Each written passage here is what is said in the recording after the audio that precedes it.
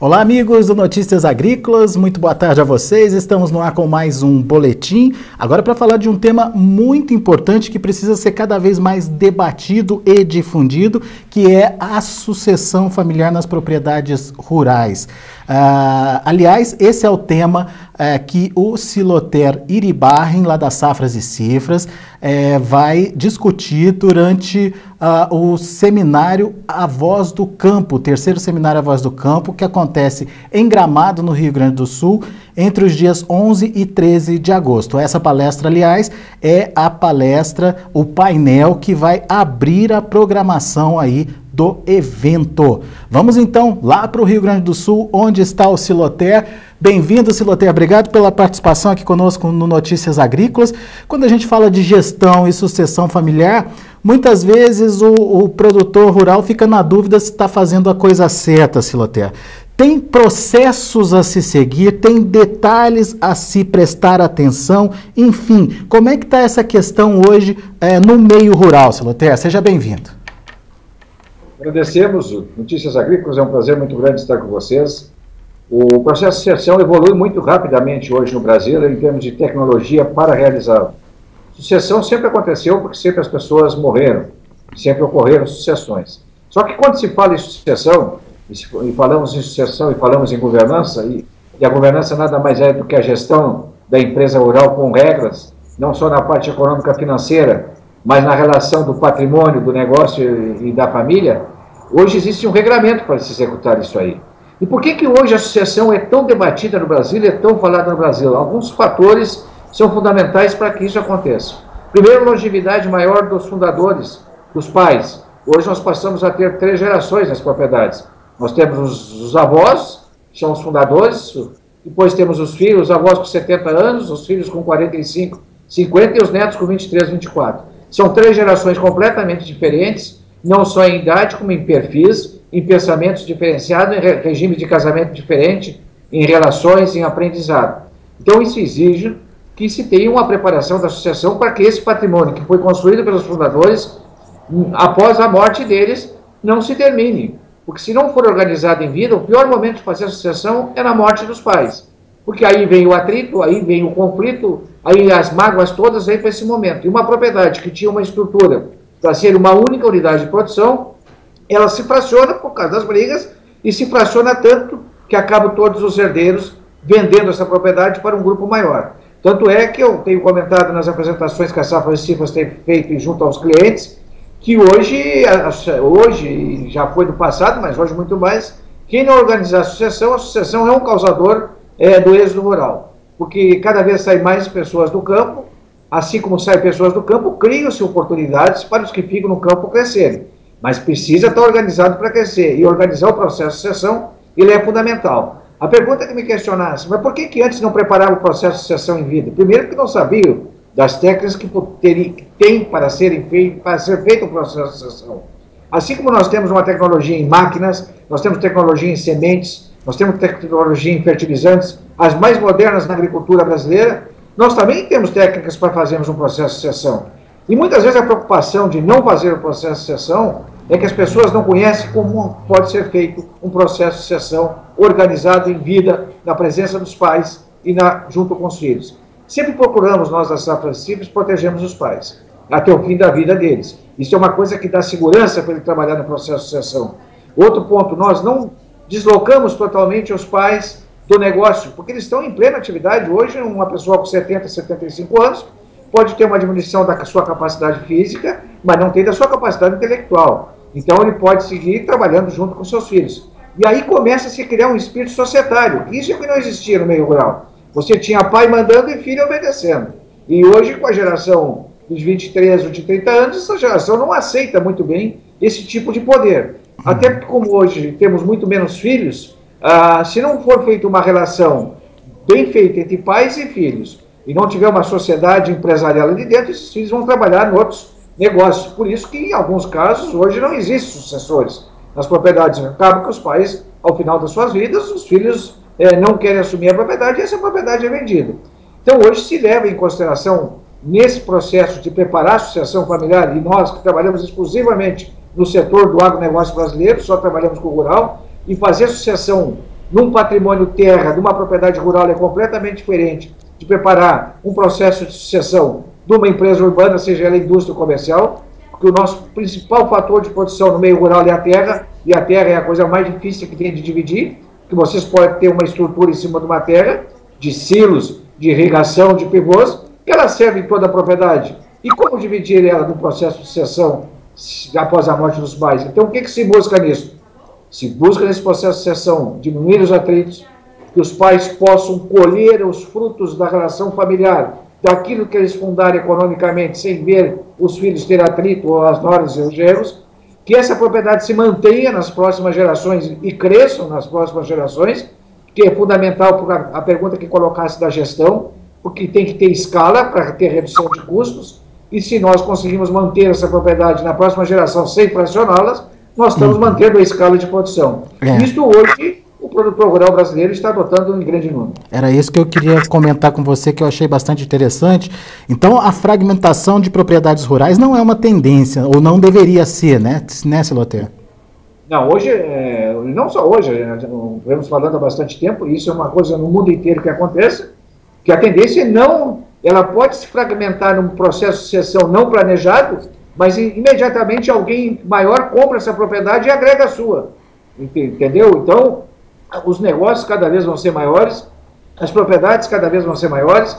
Lá na década de 70 nós tínhamos quase 50% da população brasileira no campo, hoje nós temos 15%. Existe uma projeção que daqui a 10, 15 anos nós vamos ter só 9% que vão ficar no campo. Quem serão os 9%? Certamente são os mais eficientes, são os que plantaram a governança, que prepararam o processo de sucessão, que não deixaram essa propriedade se fracionar pela morte dos pais, porque ficou organizada. Existem regras para a convivência da família e do negócio. Na presença dos pais existem regras. Após a morte dos pais, seja para um herdeiro sair do negócio para quem que ele tem prioridade para vender, se pode entrar um cônjuge no negócio ou não pode. Claro que aqui não seria um tempo suficiente para explicar todo esse regramento que é feito, mas há um espírito societário, onde se separa a família de negócio e patrimônio. Uma coisa é você ter lazer com a família, outra coisa é o momento de você tratar de negócio com a família. É, isso mesmo. Agora, Siloter, como é que está a participação do produtor rural nesse processo? Ele está entendendo a importância e a necessidade? E aonde que estão as maiores resistências aí? São nas primeiras gerações? Não, é lógico que às vezes a maior resistência pode... Primeiro, há uma demanda fantástica no país, né? Do produtor rural, do empresário rural, para preparar o processo de sucessão. Não só a demanda vem do próprio produtor, como vem dos agentes financeiros, das empresas do agronegócio, que têm interesse que aquele cliente deles continue fidelizado quando ele não estiver mais ali, através de seus sucessores. Então, todos eles hoje trabalham e promovem que se fale sobre sucessão, fale sobre governança na organização, seja através de palestras, seja através de treinamentos, e, claro, através da implantação num trabalho dirigido em cima da propriedade. As resistências acontecem quando as pessoas não conhecem como é feito o processo de sucessão. E lógico que isso sempre vai acontecer, principalmente nas pessoas de mais idade. E não é por nenhuma maldade, é por desconhecimento de como pode ser feito, porque tem medo de perder o poder, muitas vezes não tem segurança que aquele patrimônio na mão dos filhos possa continuar, tem medo que aqueles filhos ponham fora aquele patrimônio, por isso que tem que se regrar, tem que não se blindar, porque eu não gosto dessa palavra, blindar patrimônio, parece que você está pensando em fugir de credores. Não é isso que se faz, exatamente o contrário. Passa a ser uma empresa aberta que todo mundo passa a conhecer. E é muito difícil para um filho, respondendo também a tua pergunta, um filho falar para o pai sobre sucessão. Se o filho não está bem preparado e não sabe como é que funciona o processo de sucessão, a resposta que o pai vai dar para o filho é o seguinte: mas tu acha que eu vou morrer, que tu já está querendo ficar com o que é meu? Então, por isso que é importante que hoje, através da palestra, do treinamento, o Marçal participa age também bastante através de muitos artigos escritos sobre isso, a gente explica como é que funciona e imediatamente, assim que os pais entendem como é que é o processo, aquele entrave que tinha, aquele muro que tinha na frente, desaparece, porque eles sabem que continuam em atividade, continuam com o patrimônio protegido, com a diminuição dos atritos, e aquilo que eles criaram, que fundaram, que conduziram, vai continuar nas próximas gerações, na mão da própria família. Muito bem. Agora, tem um perfil daquele produtor rural que precisa passar por esse processo de sucessão familiar? Ou pequena, média, grande propriedade, elas têm essa possibilidade de passar por esse processo, Siloter? Não, claro que o processo de sucessão, sucessão todos vão ter nas propriedades, independente do tamanho. Mas hoje se trabalha mais na média e na grande propriedade. A forma mais complexa de realizar esse trabalho na média e na grande propriedade. Na pequena, muitas vezes nós trabalhamos junto com as cooperativas, orientando a eles criar outros modelos de sucessão, outros modelos de organização do negócio da família e do patrimônio. Porque está acontecendo um êxodo rural muito forte no meio rural, principalmente na pequena propriedade, e uma das causas é a sucessão. Normalmente os pais ficam trabalhando junto com o filho mais velho, porque não tem espaço físico, a propriedade para gerar renda para que sustente toda a família, e começam a ir para a cidade os demais filhos, sejam homens ou sejam mulheres. Até existe uma brincadeira que algum tipo de pais prefere que fique o filho homem na propriedade, e que o interior está ficando sem mulheres. E por não ter mulheres quase no interior, acabam as festas no interior. E acabando as festas, muitos jovens que poderiam ficar no interior também vêm para a cidade. Claro que isso não é um processo só de renda, é um processo, inclusive, de poder público. Social, falta de internet, de infraestrutura para que o jovem fique lá no campo. É um processo diferente que dá para ser feito, mas mais de uma forma grupal. Diferente da média e da grande propriedade, que você trabalha o processo de sucessão individualmente por unidade de produção. Muito bem. E além da sucessão, da questão da sucessão propriamente dita, é a questão da gestão também importante, né? Porque hoje se discute muito, né, Siloter, o trabalho sofrido do campo, não quero a vida que o meu pai teve, enfim, e isso acaba gerando essa migração que você citou aí. Quando você tem uma gestão bem feita e eficiente, você cria expectativas de crescimento e de desenvolvimento daquela atividade também, não? Claro, mas no processo, quando eu falo processo de sucessão, eu falo, ele tem várias fases. E onde uma fase importante dentro do processo de sucessão é a governança. Se nós estamos trabalhando numa sociedade familiar, na presença dos pais e dos filhos, nós temos que ter os controles na propriedade para saber qual é o resultado econômico desse negócio. E como um pai vai poder saber quanto essa sociedade vai saber? Qual é o resultado do meu negócio? Desse resultado, quanto eu posso distribuir para os sócios e irmãos que trabalham na propriedade e para aqueles que não trabalham na propriedade? Qual é o valor que eu vou investir, que eu tenho para investir? Então, se você não tiver controles econômicos e financeiros na propriedade, que é uma gestão de controles, você não sabendo o seu resultado, como você distribui esse resultado? Pode estar distribuindo sem ter resultado. E isso vai levar, então, você resolve o processo de sucessão, mas quebra a propriedade por uma distribuição de resultado mal feito. Então, esse processo de sucessão e governança, a gestão está presente, é fundamental. Tanto é que se faz reuniões periódicas entre pais e filhos da sociedade familiar para mostrar os resultados do negócio, e passa a ser uma caixa aberta. Aqueles filhos que estão fora da propriedade não passam a saber qual é o patrimônio do pai só no dia que o pai e a mãe morrem. Eles passam a ter presença dentro do negócio, eles passam a saber como é que está o negócio. Claro que se ele é um médico, se ele é um dentista, se é um advogado, ele vai saber os dados do negócio, mas não vai participar do operacional do negócio. As menores decisões serão tomadas pelos que estão administrando o negócio, e os grandes investimentos que a propriedade vai fazer, por exemplo, comprar mais área, fazer um investimento grande numa infraestrutura, aí toda a família participa, porque elas serão donas no futuro. Então o processo de sucessão é permanente dentro do processo de sucessão. Muito bem. Esse e outros detalhes dessa questão da sucessão familiar estarão sendo discutidos durante o terceiro seminário A Voz do Campo, que acontece lá em Gramado, no Rio Grande do Sul, de 11 a 13 de agosto. E como eu disse no início da nossa conversa aqui com o Siloter, o painel de abertura dos trabalhos é com o Siloter Iribarren, das Safras e Cifras, com outros dois participantes, o Fábio Mizumoto, da Fundação Getúlio Vargas, e o João Marcelo, do Moncel, que seria o mediador aí desse painel.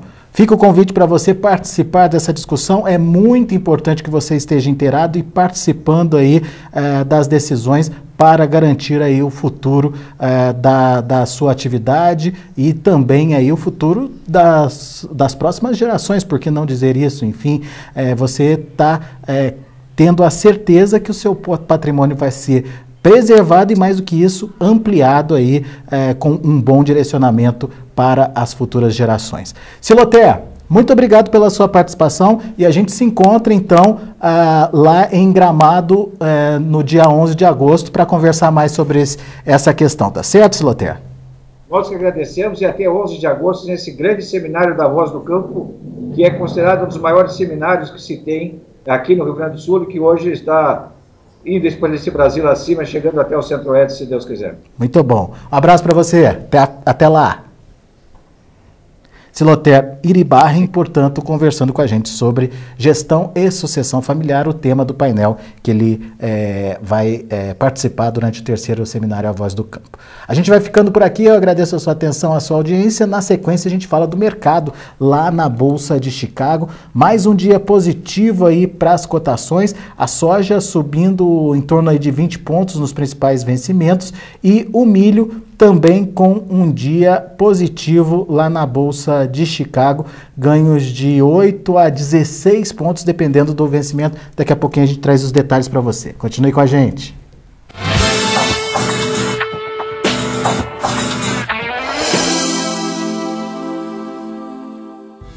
Oferecer melhores resultados a todos.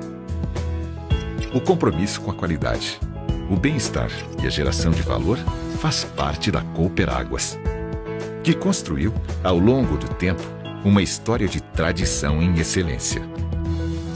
Com estrutura de processamento e armazenamento em 7 estados e um sólido processo de logística, a Cooperáguas consolida seu posicionamento através da comercialização de feijão nos mercados nacional e internacional, levando a produção, conhecida por seu alto padrão de qualidade, a mais de 30 países. Com foco em disponibilizar inovações e plantando sementes de comprometimento e dedicação, a Cooperáguas orgulha-se em colher os frutos do reconhecimento de seu trabalho, juntamente com seus parceiros. Cooperáguas, líder brasileira em exportação de feijão.